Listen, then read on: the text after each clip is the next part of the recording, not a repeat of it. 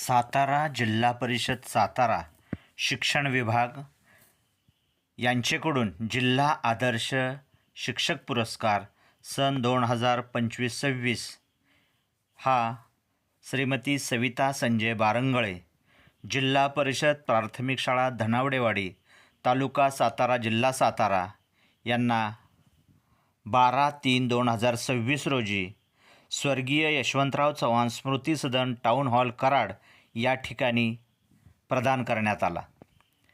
या पुरस्काराच्या निमित्ताने जे सन्मानपत्र देण्यात आलं त्यामध्ये उल्लेख केल्याप्रमाणे आदरणीय गुरुवर्य, आपण सातारा जिल्हा परिषदेच्या क्षेत्रातील प्राथमिक शिक्षणाच्या प्रसाराकरिता आणि गुणवत्ता वाढीकरिता तप 1.5 तपापेक्षाही अधिक कालावधीत निरलसपणे व अविरत कार्य करीत आहात।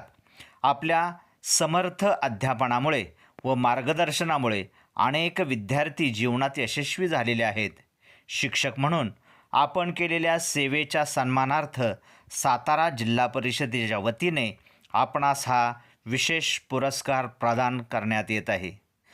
हा पुरस्कार सन्मानपूर्वक प्रदान करत असताना यावेळी याशनी नागराजन, मुख्य कार्यकारी अधिकारी, जिल्हा परिषद सातारा, राहुल गावडे, अतिरिक्त मुख्य कार्यकारी अधिकारी, जिल्हा परिषद सातारा, राहुल कदम, मुख्य लेखा व वित्त अधिकारी, जिल्हा परिषद सातारा, अनिस नायकवडी साहेब, शिक्षणाधिकारी, प्राथमिक, जिल्हा परिषद सातारा यांच्या शुभ हस्ते हा प्रदान करण्यात आला।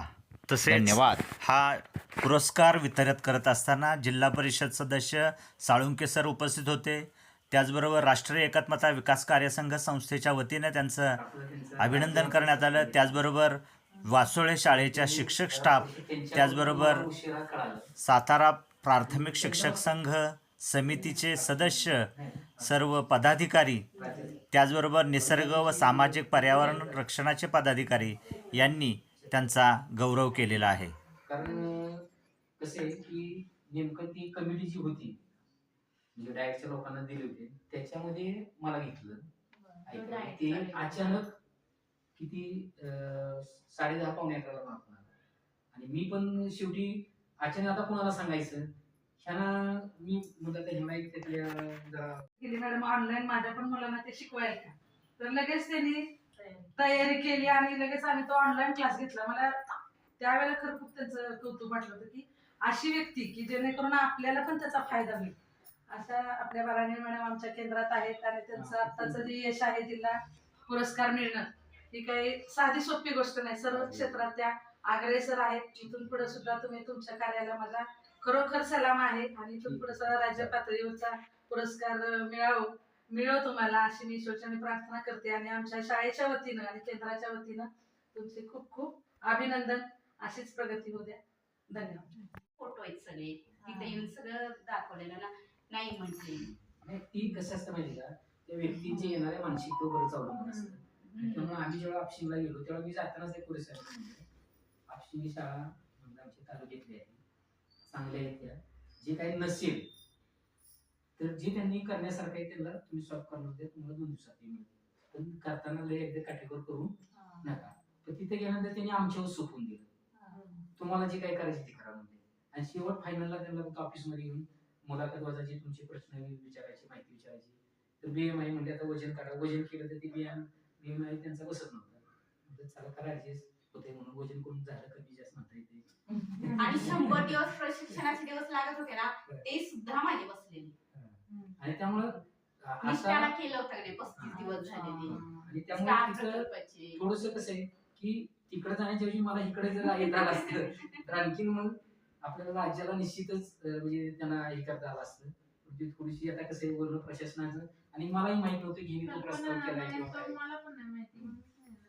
नाही त्या आदर्श शिक्षक तो वेगळा होता राज्याचा, राज्याचा कसं आहे की थोडंसं आता नाही आम्हाला पण नाही, आम्हाला तर डायरेक्ट ते आले नाही। यायच्या वेळेला मला कदम मॅडमचा फोन आला की मुलं असली तर घेऊन ठेवा, आम्ही असं येते, वरूनच त्यांनी वाटून दिलं ना कोणाला काय कोणाला। सर कसे म्हणतात लेट नाही तरी पण ती थोडंसं कसं होतं एकमेकांना थोडीशी चर्चा केली नाही किंवा असं होते किंवा आम्हाला तरी कुठं माहिती तुम्हाला पण ना अचानक हो. तसं आम्हालाही अचानक शाळेत डायरेक्ट आल्यावर कळलं ना. आणि त्यांचं कसं झालं, मला म्हणजे पोलिस म्हणजे आता तुम्हाला आणखी एक दोघं येणार आहेत, त्यांची मुलं नको म्हणलं पाच झाले.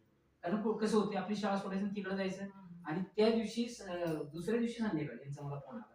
म्हणलं काही काळजी करू, इथनं पुढे जरी काय करता येईल तेवढं बघूया म्हणलं आपण. तर एक चांगल्या म्हणजे आपल्या केंद्रातल्या म्हणा किंवा इकडच्या विभागातल्या एक चांगल्या काम करणाऱ्या शिक्षिका, त्याची ख्याती आहे. बारामती तालुक्यात आपल्या ओळखीच्या नाही असं कोणी शिक्षिका तर सापडणार नाही. म्हणजे प्रशिक्षणामुळे त्यांची ख्याती म्हणजे आपल्या केंद्रापुरती किंवा इकडच्या विभागापुरती अशी राहिली नाही सगळ्यांच्यात. आणि असं केलं त्यांनी बारामती मुलांचं वैशिष्ट्य काय की कुठलंही ट्रेनिंग घेऊ द्या आणि कुठलंही तुमचं पुढे येऊन बोलायचं असेल काय असेल किंवा तज्ञ माणसं म्हणून काम करायचं, तिथं कुठं नकार नाही. आणि खरं तर ह्या गोष्टी फायदेशीर कशा होत जातात की भविष्यामध्ये एक चांगलं आपल्याला नेतृत्व करण्याची संधी मिळत जाते. पण आपण त्यावेळी जर तिथं मागं बसलो, मलाच कशाला, मलाच नको, तर मग मागं आणि आपलं पण काही कारण तुम्ही बघा, जसं वय वाढतं तसं डेअरिंग जे असतं ना ते फार कमी होत जातं. आणि जर तुम्ही प्रत्येक गोष्टी चॅलेंज म्हणून स्वीकारत गेला तर